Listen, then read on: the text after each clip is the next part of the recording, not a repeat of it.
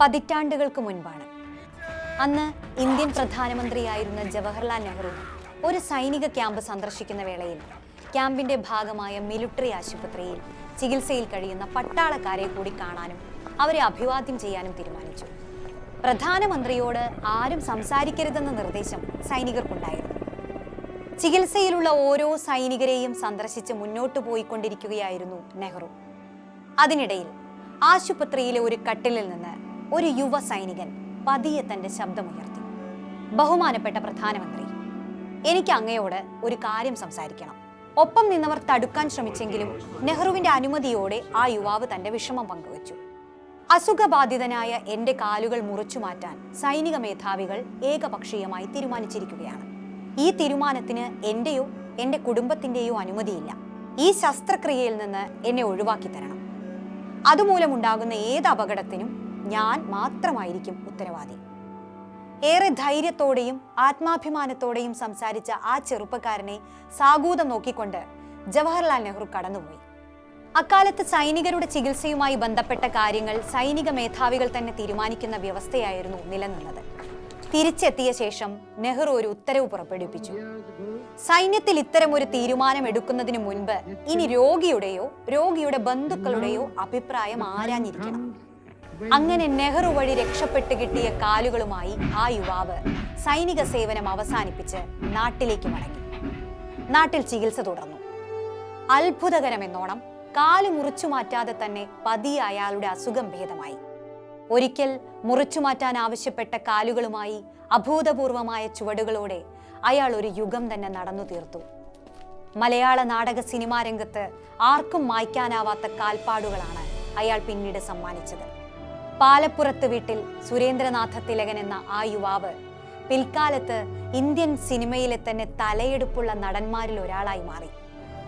മലയാളത്തിന്റെ അഭിനയ സംസ്കൃതിക്ക് കാലാതീതമായ കാൽപ്പാടുകൾ സമ്മാനിച്ച നടന കലയുടെ പെരുന്തച്ഛൻ സാക്ഷാൽ തിലകൻ. ആത്മപ്രശംസ എനിക്ക് ഇഷ്ടമല്ല. ഞാൻ ഒരു കോടീശ്വരനാണ്. കൊച്ചുവാവേ കണമ്പുകറി കൂട്ടിട്ടല്ല കാശുണ്ടാക്കിയത്. വെറും തച്ചനല്ലോ തിരുമേനി. അമ്പട കേമാ സണ്ണിക്കുട്ട. കഴിഞ്ഞിട്ടില്ല രാമ, ഒന്നോടുണ്ട് ബാക്കി.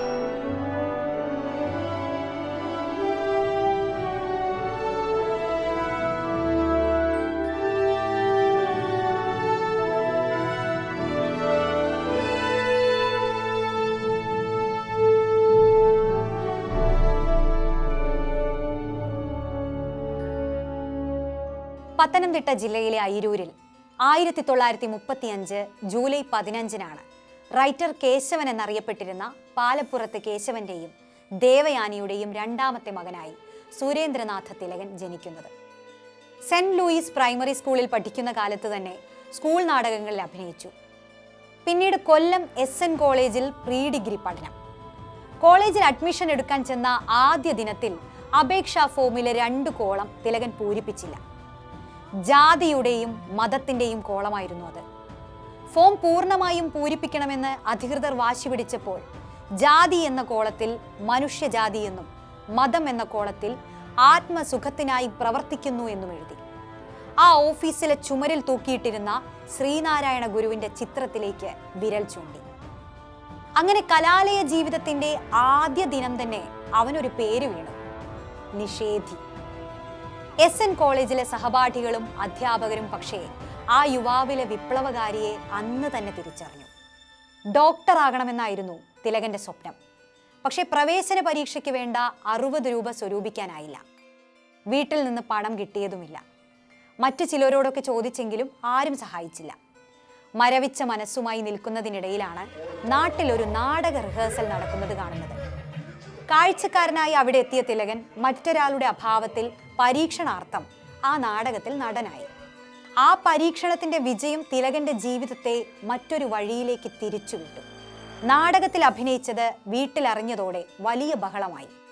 വീട്ടുകാരുടെ ബഹിഷ്കരണത്തിനും ശകാരങ്ങൾക്കുമെല്ലാം തിലകൻ ഇരയായി. ഒടുക്കം സ്വന്തം കാലിൽ നിൽക്കണമെന്ന് തീരുമാനിച്ച് അയാൾ വീട് വിട്ടിറങ്ങി. അങ്ങനെയാണ് പട്ടാളത്തിൽ ചേരുന്നത്. അപ്രതീക്ഷിതമായ രോഗബാധ സൈനിക ജീവിതത്തിനും വിലങ്ങുതടിയായി. ഒടുവിൽ തിരിച്ചെത്തി ചികിത്സ പൂർത്തിയാക്കിയ ശേഷം വീണ്ടും നാടകരംഗത്ത് സജീവമാകാൻ തിലകൻ തീരുമാനിച്ചു. 1966 കേരള പീപ്പിൾസ് ആർട്സ് ക്ലബിന് വേണ്ടി നാടകം കളിച്ചു തുടങ്ങിയത്. അതുവഴി PJ ആന്റണിയുടെ നാടകങ്ങളിലേക്ക് എത്തി. പിന്നീട് PJ ആന്റണിയുടെ തന്നെ പെരിയാർ എന്ന ചിത്രത്തിലൂടെ 1973 ആദ്യമായി സിനിമയിലും അഭിനയിച്ചു. തൊട്ടു പിന്നാലെ KG ജോർജിന്റെ കോലങ്ങൾ എന്ന ചിത്രത്തിൽ കള്ളുവർക്കിയായി അഭിനയിച്ചതോടെ തിലകന്റെ തലവര മാറി മറിഞ്ഞു. പിന്നീട് യവനികയിലെ നാടക ഗ്രൂപ്പ് ഉടമയായി കൂടി വേഷമിട്ടതോടെ തിലകൻ സിനിമയിൽ തന്റെ സ്ഥാനം അടയാളപ്പെടുത്തി. തിലകന് പിന്നെ തിരിഞ്ഞു നോക്കേണ്ടി വന്നിട്ടില്ല.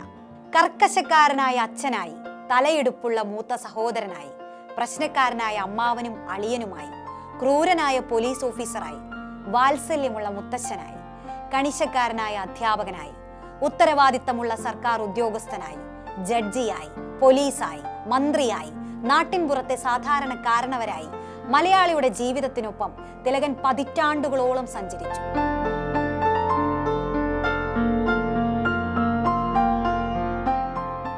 ഘനഗാംഭീര്യമുള്ള ആ ശബ്ദമൊന്ന് പതിഞ്ഞ താളത്തിലേക്ക് വഴിമാറിയാൽ, ആ കണ്ഠമൊന്നിടറിയാൽ മലയാളികളുടെ ഉള്ളു പിടയുമായിരുന്നു. അതായിരുന്നു തിലകൻ. കിരീടത്തിൽ മകൻ സേതുമാധവന്റെ ജീവിതവും തന്റെ സ്വപ്നങ്ങളുമെല്ലാം തകർന്നടിയുന്നത് കണ്ട് വിറങ്ങലിച്ച കോൺസ്റ്റബിൾ അച്യുതൻ നായരുടെ വേദന ഏറ്റുവാങ്ങാത്ത രക്ഷിതാക്കൾ മലയാളക്കരയിലുണ്ടാവില്ല. രാമപുരത്തെ കവലയിൽ വെച്ച് മകൻ സേതുവിനോട് "നിന്റെ അച്ഛനാടാ പറയുന്നേ, കത്തി താഴെയിട" എന്ന് പറയുന്ന അച്യുതൻ നായരെ കണ്ട് ഹൃദയം നുറുങ്ങാത്ത മലയാളി ഉണ്ടാകുമോ? നിന്റെ അച്ഛനാടാ പറയുന്നത്, കത്തി താഴെയിട. മകന്റെ കഴുത്തിലേക്ക് കത്തിയെറിയാൻ മടിക്കാത്ത രാമൻ പെരുന്തച്ചൻ, കണ്ണെഴുതി പൊട്ടും തൊട്ടിലെ കാമവെറിയനായ നടേശൻ മുതലാളി, പേരക്കുട്ടിയുടെ നഷ്ടവേദനയുമായി കടലോരത്തെല്ലാം തകർന്നിരിക്കുന്ന മൂന്നാം പക്കത്തിലെ തമ്പി മുത്തശ്ശൻ, മർക്കടമുഷ്ടിയുടെയും കാർക്കശ്യത്തിന്റെയും പര്യായമായ സ്ഫടികത്തിലെ ചാക്കോ മാഷ്, കുന്നിൻപുറത്തെ സൂഫിയായി വന്ന ഗസലിലെ പാട്ടുകാരൻ തങ്ങളുപ്പാപ്പ, മിന്നാരത്തിലെ IG മാത്യൂസ്, കൗരവറിലെ അലിയാർ, ഗോഡ് ഫാദറിലെ ബലരാമൻ, കിലുക്കത്തിലെ ജഡ്ജി, നാടോടിക്കാറ്റിലെ പേടിത്തൊണ്ടനായ അനന്തൻ നമ്പ്യാർ, മൂക്കില്ല രാജ്യത്തിലെ വട്ടനായ കേശവൻ, നരസിംഹത്തിലെ മാറഞ്ചേരി കരുണാകരമേനോൻ, സന്ദേശത്തിലെ രാഘവൻ നായർ, തനിയാവർത്തനത്തിലെ ബാലമ്മാവൻ, വീണ്ടും ചില വീട്ടുകാര്യങ്ങളിലെ കൊച്ചുതോമ, പഞ്ചാബി ഹൗസിലെ കൈമൾ മാഷ്, പഞ്ചവടി പാലത്തിലെ പ്രതിപക്ഷ നേതാവ്, കാട്ടുകുതിരയിലെ കൊച്ചുവാവ, ഒരു അവധൂതനെ പോലെ കയറി വന്ന ഇന്ത്യൻ റുപ്പിയിലെ അച്യുതമേനോൻ, ഒടുവിൽ മുഹബത്തിന്റെ കോഴിക്കോടൻ പ്രതീകമായ ഉസ്താദ് ഹോട്ടലിലെ കരീമുക്ക. അങ്ങനെ എത്രയെത്ര മാജിക്കുകളാണ് തിലകൻ നമുക്ക് സമ്മാനിച്ചത്. രൂപത്തിനിണങ്ങിയ വേഷം എന്ന പരമ്പരാഗത നിബന്ധനകളെ തകർത്തുകളഞ്ഞ നടൻ കൂടിയായിരുന്നു തിലകൻ. പരുക്കൻ ശബ്ദത്തിനും രൂപത്തിനും ഇണങ്ങുക പ്രതിനായക വേഷങ്ങളല്ലേ എന്ന് ചോദിച്ചവരോട് അല്ലെന്ന് കഥാപാത്രങ്ങളിലൂടെ മറുപടി പറഞ്ഞു. കൊച്ചുമകൻ നഷ്ടപ്പെട്ട മൂന്നാം പക്കത്തിലെ തമ്പിയുടെ വേദന പ്രേക്ഷകരുടെ ഹൃദയം നുറുക്കി. കിലുക്കത്തിലെ റിട്ടയേർഡ് IG മാത്യൂസും, ചക്കിക്കൊത്ത ചങ്കരനിലെ രാഘവൻ തമ്പിയും, മൂക്കില്ല രാജ്യത്തെ ഭ്രാന്തനുമെല്ലാം തിലകന് തമാശയും വഴങ്ങുമോ എന്ന ചോദ്യത്തിനുള്ള ഉത്തരങ്ങളായി. നാടോടിക്കാറ്റിലെ അനന്തൻ നമ്പ്യാരുടെ "ഓ മൈ ഗോഡ്" എന്ന ഡയലോഗ് ഇപ്പോഴും നമ്മുടെ വാട്സപ്പ് സ്റ്റിക്കറുകളിൽ പ്രധാനിയാണ്. ആശ്ചര്യത്തിന് ഫലിതത്തിന്റെ മേമ്പൊടി വിതറാൻ അതിനേക്കാൾ മികച്ച മറ്റെന്താണ് മലയാളിയുടെ കയ്യിലുള്ളത്? പെരുന്തച്ചൻ കോംപ്ലക്സ് എന്ന വാക്കിന്റെ അർത്ഥവും ആഴവും മലയാളി വായിച്ചെടുത്തത് തിലകന്റെ കണ്ണുകളിൽ നിന്നാണ്. തന്നെക്കാൾ വലിയവനെന്ന് മകനെ മറ്റുള്ളവർ പുകഴ്ത്തുന്നത് കണ്ട് സഹിക്കവയ്യാതായി ഒടുവിൽ മകന്റെ കഴുത്തിലേക്ക് കത്തിയെറിയാൻ പെരുന്തച്ചൻ ആർജിച്ചെടുത്ത ധൈര്യത്തെ അഭിനയിപ്പിച്ചു ഫലിപ്പിക്കാൻ തിലകനോളം മറ്റാർക്കാവും? മകളായി കാണേണ്ടവളെ പ്രാപിക്കാൻ തക്കം പാർത്തിരുന്ന നമുക്ക് പാർക്കാൻ മുന്തിരിത്തോപ്പിലെ ആന്റണി പൗലോക്കാരനും, കാമഭാവങ്ങളിൽ അറപ്പുളവാക്കിയ കണ്ണെഴുതി പൊട്ടും തൊട്ടിലെ നടേശൻ മുതലാളിയും മലയാളത്തിൽ എക്കാലവും പകരം വെക്കാനില്ലാത്ത പ്രതിനായക വേഷങ്ങളാണ്. കിരീടത്തിലെ അച്യുതൻ നായർ തിലകനിൽ കണ്ട നിസ്സഹായതയുടെ ഏറ്റവും തീവ്രമായ വൈകാരിക മുഖമായിരുന്നു.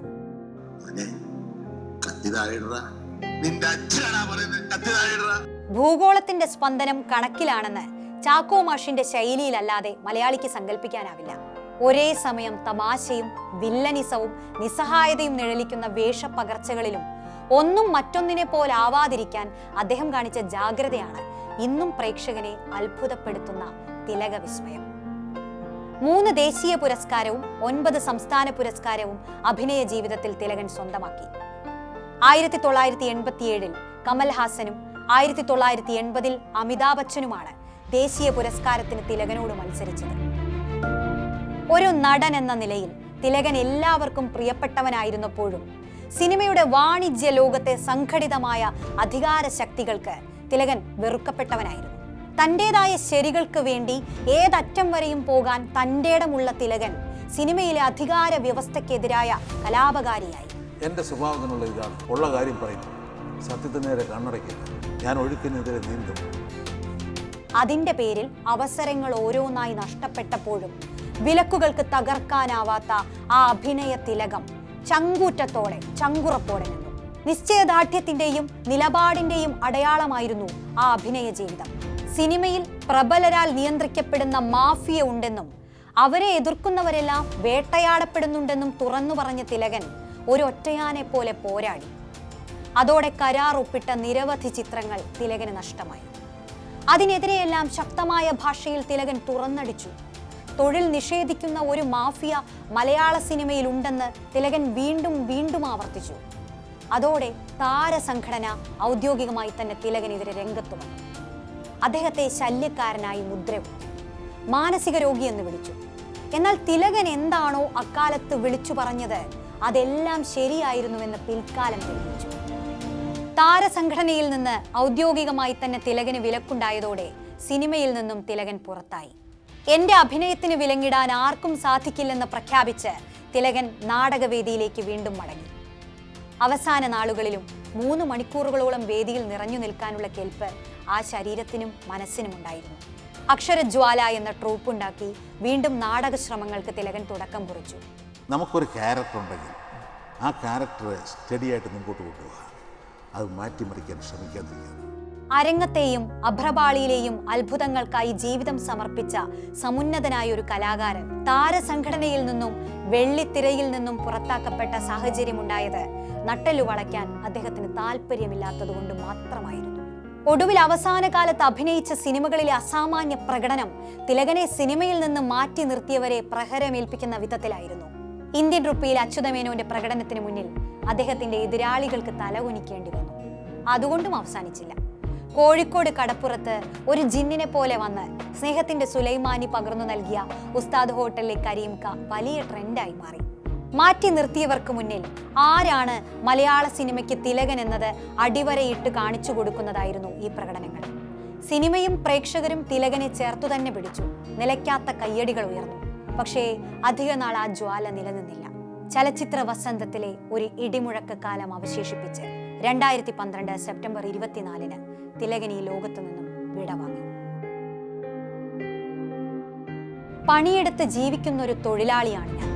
എന്റെ തൊഴിലിനെ വിലക്കാൻ ആർക്കും അവകാശമില്ലെന്ന് പ്രഖ്യാപിച്ച സമരധീരതയുടെ കൂടി പേരാണ് തിലകൻ. എല്ലാ വേഷങ്ങളും അവസാനിപ്പിച്ച് മടങ്ങുമ്പോഴും കേരളം കണ്ട ഒരു മഹാനടൻ എന്നതിനൊപ്പം വ്യവസ്ഥയോട് കലഹിച്ച പോരാളിയായി കൂടി തിലകൻ ഓർമ്മിക്കപ്പെടുന്നു.